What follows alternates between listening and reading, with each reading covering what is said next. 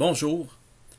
Pour ce qui est du transmetteur de pression différentielle, la première étape est de connecter le conduit plus vers le plus venant du réservoir 1, donc de E1, et de laisser le conduit connecté à moins de la dPcl à l'atmosphère.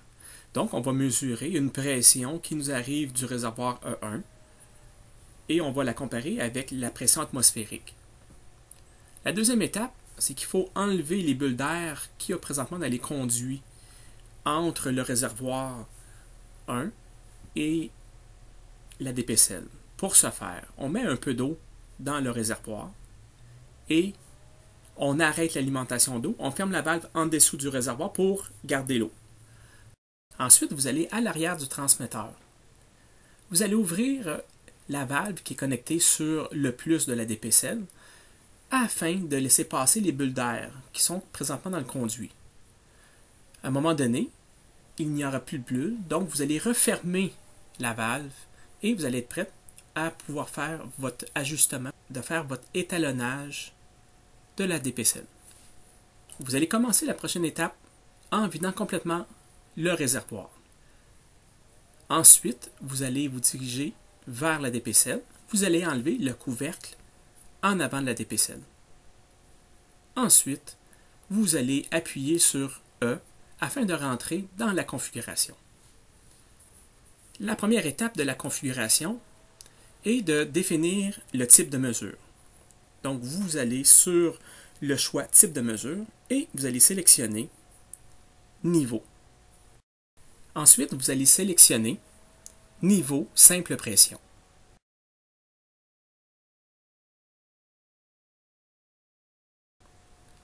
En appuyant sur E, vous retournez automatiquement au menu principal. Puis, vous allez sélectionner Quick Setup.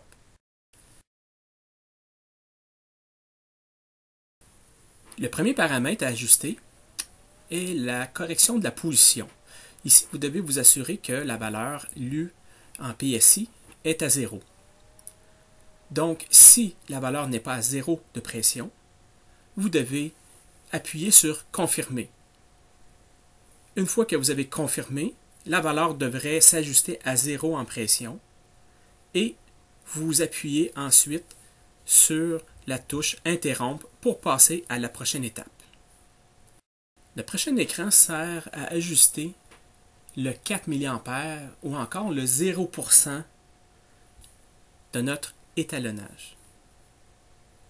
Pour ce faire, vous devez amener votre niveau au minimum que vous voulez avoir.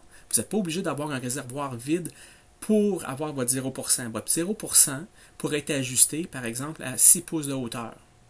Vous démarrez le système, vous amenez de l'eau à votre 0%.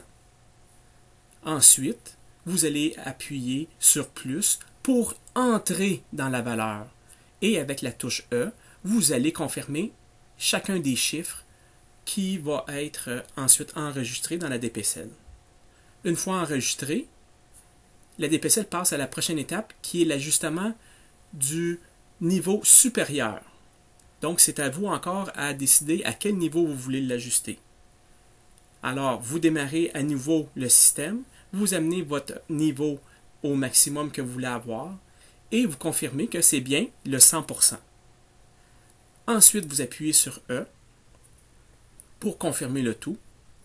Ensuite, vous devez rentrer un temps intégrateur. Ce temps-là va servir à avoir une courbe plus lisse. Donc, plus la valeur est élevée, plus la courbe est belle, moins le temps est élevé, plus on va voir les perturbations du transmetteur.